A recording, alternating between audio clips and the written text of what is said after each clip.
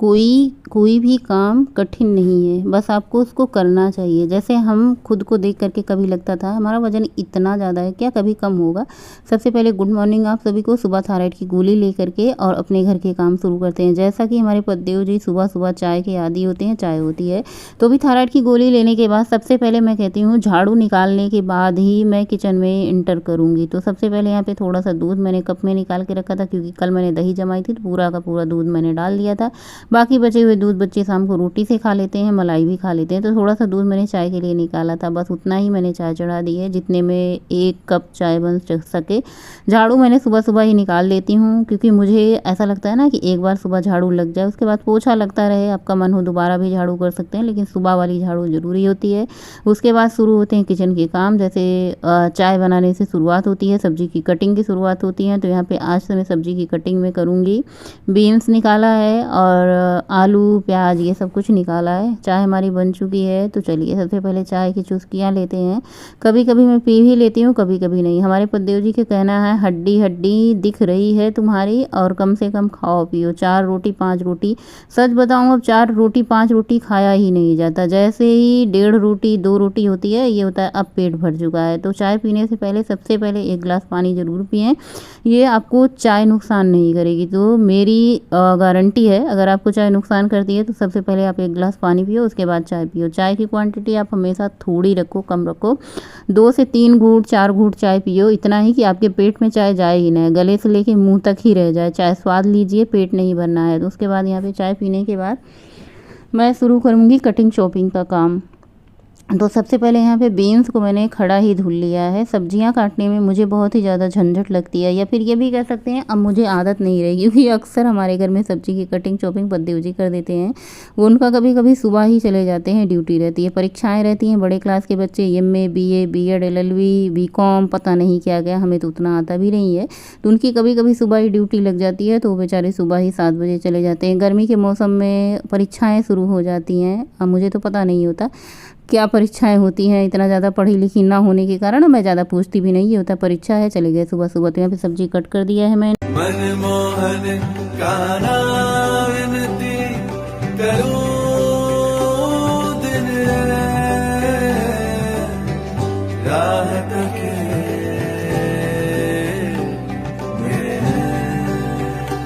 और सबसे पहले किचन में एंट्री हुई है। आज जो मैंने कुर्ता पहना है ये बहुत ज़्यादा पुराना कुर्ता है, रखा हुआ होता है। कभी कभी ऐसा होता है ना, चलो पहन लेते हैं। ये नया कुर्ता, जो मेरा वज़न आप फेस देख सकते हैं, मैंने फ़ोटो लगा दी है साइड में। अब के फेस में और तब के फेस में अंतर आप खुद देख सकते हैं। तो ये वाला कुर्ता जो है कितना ज़्यादा ढीला हो चुका है, पुराना भी हो चुका है, ढीला भी हो चुका है। तो इस वाले फ़ोटो से आप, जो मैं काम कर रही हूँ, इस वाले फ़ोटो से आप मिला सकते हैं कि कितना ज़्यादा मेरा वज़न कम हुआ होगा। बहुत सारे व्यूअर का कमेंट आता है कि आप अपना वज़न दिखाती क्यों नहीं। भैया किस तरीके से वज़न दिखाएं, बहुत ज़्यादा जिनको वज़न देखना है मेरा कितना कम हुआ ना, तो पीछे की वीडियो आप एक देख सकते हैं, आज की वीडियो देख सकते हैं, तो आपको पता चल जाएगा। वही हमारे पतिदेव जी की कहावत है ना, किसको आपको दिखाना है, किसको प्रूफ देना है कि आपका वज़न कम हो। किसी को प्रूफ देने की ज़रूरत नहीं है। तुम अब एकदम पतली हो चुकी है, हड्डियाँ हड्डियाँ दिख रही हैं। अब इससे ज़्यादा ना पतली हो, मुझे तुम्हारी ज़रूरत है। दुनिया को तुम्हारी ज़रूरत हो ना हो, मुझे तुम्हारी ज़रूरत है। तो उनका कहना ये है कि अब प्रूफ ना दो, और ना ही किसी से बताओ मेरा वज़न कम हुआ है, और ना ही तुम्हें अब वज़न कम करने की ज़रूरत है। मुझे कभी कभी मन में इतनी हंसी छूटती है। कभी वो मुझे मोटे मोटे कह के चिढ़ाते थे, लेकिन आज मेरी हड्डियाँ हड्डियाँ, गले के पास देख सकते हैं कितनी ज़्यादा हड्डियाँ हड्डियाँ दिख रही हैं, सच में हड्डियाँ दिख रही हैं। उसके बाद यहाँ पे मैंने सब्ज़ी को छौंक दिया था। बीन्स क्या होती है ना, बहुत ही ज़्यादा टाइट होती है, उसको हल्का सा फ्राई कर दो ना तो अच्छे से पक जाती है, टेस्ट में भी अच्छा हो जाता है। एक तरफ मैंने चावल चढ़ा दिया, दूसरी तरफ कढ़ाई चढ़ा के इसमें मैंने जीरा और क्या करते हैं, कसूरी मेथी, सूखी लाल मिर्च, तेज पत्ता का तड़का दिया है। उसके बाद अदरक लहसुन को मैंने खलबट्टे में कूट लिया है। आजकल मैं कूट करके डाल रही हूँ, कभी कभी मैं ग्रेट करके भी डाल देती हूँ। चावल में सीटी आ चुका है, तो मैं क्या करती हूँ, सबसे पहले उसको बंद कर देती हूँ। यहाँ पे मैंने अदरक लहसुन भूनने के बाद प्याज और हरी धनिया, हरी मिर्च का पेस्ट जो बना के रखती हूँ उसको ऐड कर दिया। साथ ही ड्राई मसाले जैसे सब्जी मसाला, किचन किंग मसाला, हल्दी मसाला डाल दिया है। साथ ही मैंने 2 टमाटर कट करके डाल दिया। इन सबको अच्छे से भुनने देते हैं। तो यहाँ पे मुझे याद ही नहीं, मैंने दाल ऐड किया था शायद, इसीलिए सीटी पे सीटी आ रही, शायद दाल ही मैंने चढ़ाया था। उसके बाद यहाँ पे मैंने नमक डाल दिया है। नमक डालने से मसाले जल्दी पक जाते हैं। और यहाँ पे टमाटर मसाला अच्छे से भुन चुका है, गल चुका है। अब हम इसमें ऐड कर देते हैं आलू और बीन्स। पहले मैंने सोचा था आलू बीन्स की सूखी सब्जी बना दूंगी, दाल बना दूंगी। और दही मैंने कल जमाया था, दही हमारी बढ़िया से जम करके तैयार हो चुकी है। दही का मैं कुछ बना दूंगी, रायता बना दूंगी, या फिर क्या कहते हैं दही का मट्ठा छाछ बना लूँगी, जिसको जो पसंद है। तो बच्चे तो वैसे ही खाते हैं, तो बस इसमें बहुत ज़्यादा पानी नहीं ऐड करूँगी, मतलब थोड़ा सा पानी ऐड कर दूँगी, क्योंकि आलू को पकने में भी थोड़ा सा टाइम लगता है। गर्मी के मौसम में की आलू ना थोड़ी जल्दी नहीं पकती है। साथ ही धनिया की पत्ती ऐड कर दिया है। बस इसको ढक देते हैं। लुट-पुट सब्जी बनाएंगे, ना बहुत ज़्यादा ड्राई रहेगी ना बहुत ज़्यादा सूखी रहेगी। तो बस मैंने दाल चढ़ाया था, मैं भूल ही गई थी आप लोगों से बातें करते करते कि मैंने क्या चढ़ाया था। दाल हमारी बन करके तैयार हो चुकी है। हमारे घर में ऐसे ही दाल ज़्यादातर बनती है गर्मी के मौसम में, या फिर कभी कभी मन हुआ तो टमाटर प्याज मसाले वाली भी बन जाती है।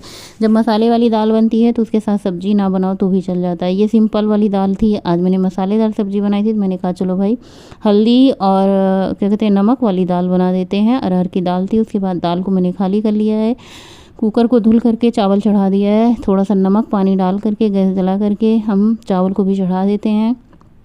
और बच्चे भी उठ चुके हैं। बच्चे अपना इधर उधर काम बूत अपना करेंगे, स्नान ध्यान करेंगे, पूजा पाठ करेंगे, दतुअन मंजन करेंगे। ये लोग देर से ही उठते हैं, इन लोगों का काम ही। अब मुझे तो टाइम से उठना ही होता है, क्योंकि पद्देव जी को ऑफिस जाना है, खाना टाइम से बनाना ही बनाना है। तो बाकी के सारे काम मेरे टाइम से ही करने होते हैं। तो यहाँ पे हमारा फटाफट से क्या कहते हैं आटा भी गूँथ लिया, गर्मा गर्म रोटियाँ बनाएंगे, बच्चों को खाना लगाएंगे। बच्चे खाते हैं, पद्देव जी खाते हैं। उसके बाद बारी आती है हमारी। नाश्ता हुआ रहता तो अच्छी बात होती, उतनी ज़्यादा भूख नहीं होती है। लेकिन जिस दिन नाश्ता नहीं हुआ होता उस दिन भूख ज़ोर ज़ोर से लगी होती है। तो मैंने आधा खीरा कट कर लिया है, 1 कटोरी भर करके दही ले ली है, आलू बीन्स की सब्ज़ी ले ली है। दाल तो मुझे लग नहीं रहा था, मुझे ज़रूरत लगेगी। अगर ज़रूरत लगी तो अच्छी बात है, नहीं ज़रूरत लगी तो फिर मैं नहीं लूँगी। दाल वैसे भी खाना चाहिए, मतलब लेकिन कभी कभी क्या है ना, सब्जी से ही काम चल जाता है। 1 कटोरी दही ली है।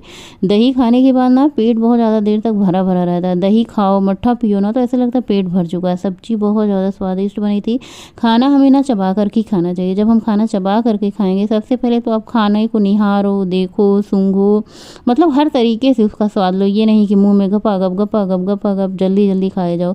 जल्दी जल्दी खाना खाने से हमारा डाइजेशन सिस्टम अच्छे से नहीं काम करता, क्योंकि हमारा खाना जो पचाने की क्रिया होती है ना, हमारे मुंह से ही शुरू हो जाती है। जब हम चबा करके खाते हैं ना, तो हमारे खाने को डाइजेस्ट करने के लिए हमारे पेट को उतना काम नहीं करना पड़ता है। उसके बाद बस किचन की साफ़ सफाई तो मोस्ट इम्पॉर्टेंट काम होता है। खाना खाने के बाद तो मैं कभी भी किचन गंदा छोड़ती नहीं हूँ, चाहे वो रात का टाइम हो, चाहे वो दोपहर का काम हो। चाहे मुझे पता होता है कि भाई काम तो मुझे ही करने पड़ते हैं, चाहे जल्दी कर लो, चाहे देर में करो, चाहे बाद में करो। और जल्दी सब लोग खाना खा लेते हैं, तुरंत बर्तन धुल दो ना तो बहुत जल्दी साफ़ सफाई हो जाती है। ऐसे होता है ना कि बर्तन रख दो तो उसमें ऐसे निशान पड़ जाते हैं, बर्तन मतलब कड़े हो जाते हैं, टाइट हो जाते हैं। तो मुझे क्या लगता है ना कि तुरंत ही किचन की साफ़ सफाई सारे काम कर दो। खाना खाने के बाद, बर्तन धोने के बाद 1 घंटे हो जाते हैं। फिर मैं क्या करती हूँ, पानी तुरंत उसके बाद पी लेती हूँ। उसके बाद अपना दोपहर में थोड़ा बहुत आराम करती हूँ, जो मोबाइल का काम होता है वो करती हूँ। अभी ये शाम के बज चुके हैं 4:30, और मैंने एक आंवला लिया था, हरा आंवला, उसका जूस मैंने निकाला है। और उसका ये गूदा जो बचा हुआ, मैं उसे खा करके पानी पीऊँगी। हमें एक आंवला तो रोज़ प्रतिदिन खाना चाहिए। क्या होता है, आंवले मतलब अमृत फल कहा गया। आंवला बालों के लिए, हमारे स्किन के लिए, हमारे आँख के लिए, पूरे शरीर के लिए आंवला अमृत है। तो यहाँ पे मैंने हरे आंवले का जूस क्यों निकाला है, उसको मैं लगाऊंगी बालों में। बाकी आंवले का जो ये गूदा बचा हुआ, मैं इसको खा करके पानी पी ले रही हूँ। बहुत ज़्यादा ऐसे दांत में क्या होता है, पूरे दांत खट्टे हो जाते हैं। यहाँ पे आपको करी पत्ता दिख रहा है।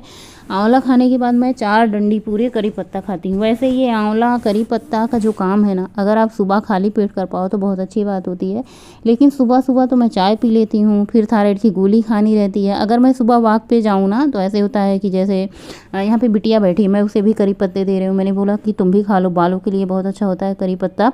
हमारे बाल को बहुत ज़्यादा मजबूर करता है, हमारे नए बाल सिर में उगने लग जाते हैं। बहुत अच्छा है। आप लोग आजकल देख लो, देखते होंगे कि करी पत्ता का तेल, करी पत्ता का शैम्पू, तरह तरह के बहुत सारे आ रहे हैं। अगर आप इसे घर में है करी पत्ता खा रहे हैं तो कितनी अच्छी बात है ना, ताज़ा ताज़ा फ्रेश फ्रेश। उसके बाद बेटी को भूख लगी थी, उसे करी पत्ता खाने को दे रही थी, वो नहीं खाई तो मैंने कहा चलो ठीक है मट्ठा बना के दे देते हैं।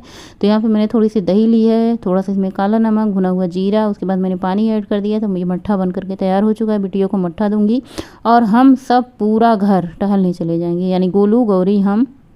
उनके पापा घर पे आ चुके हैं, 5 बज चुका है। वो चाय वह शाम को नहीं पीते, दोपहर के टाइम चाय पी लेते हैं। जब दोपहर का नाश्ता करते हैं, यानी 2:30 बजे उनका लंच टाइम होता है, तो उसी टाइम पे चाय पी लेते हैं। और शाम की वॉक बहुत ज़्यादा ज़रूरी होती है। बहुत सारे व्यूवर का पहले कमेंट आता था कि हम शाम सुबह को वॉक नहीं कर पाते। तो वॉक चाहे शाम की करो चाहे सुबह की करो, दोनों टाइम की वॉक फ़ायदेमंद होती है। लेकिन सुबह के टाइम क्या होता है ना, सुबह का जो वक्त होता है, जो टाइम होता है, इतना ठंडा ठंडा होता है, पॉजिटिव एनर्जी होती है। सुबह पेट हल्का होता है, शरीर भारी भारी नहीं रहता। हम 7-8 घंटे सो के उठे होते हैं तो इतना ज़्यादा हल्का हल्का लगता है ना, ऐसे लगता है एक ब्रेक लिए हैं। और उसके बाद वॉक करने का जो आनंद होता है ना, उसकी बात ही कुछ अलग रहती है। तो वॉक करके आने के बाद फटाफट से जो मैंने आंवला का जूस निकाला था उसको मैं बालों में लगाऊंगी। हरे आंवले का जूस जो होता है ना, बालों के लिए बहुत ज़्यादा फ़ायदा है। अब आप लोगों को पता ही होगा कि मैंने बाल तो कट करवा लिए थे, अब बाल को जल्दी बढ़ाना है। तो बाल बढ़ने में टाइम लगते हैं, कट करवाने में टाइम नहीं लगते, लेकिन बाल बढ़ने में टाइम लगते हैं। तो हरे आंवले का जूस मैं पूरे बालों में अपने लगाऊंगी। और ड्रॉप से इसमें मैंने एसेंशियल ऑयल मैंने डाल लिया, 2-3 ड्रॉप इसमें डाला है। उसके बाद उसी ड्रॉप से मैं सारे बालों में हरे आंवले का जूस लगाऊंगी। उसके बाद मैं डिनर की तैयारी करूंगी। डिनर में जो कुछ बनेगा, मैंने कहा चलो भाई इसका आंवले का जूस पहले सर में लगा लेते हैं, अच्छे से मसाज कर लेते हैं।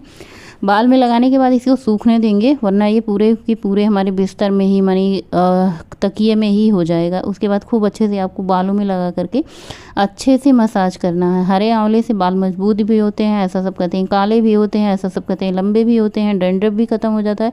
चलिए लगाते हैं, कुछ दिन देखते हैं क्या रिजल्ट आएगा। उसके बाद आप लोगों को जो भी रिजल्ट होगा मैं बताऊंगी। रोज़ तो नहीं लगा पाती हूँ, रोज़ कंटिन्यू कर पाओ तो बहुत अच्छी बात है।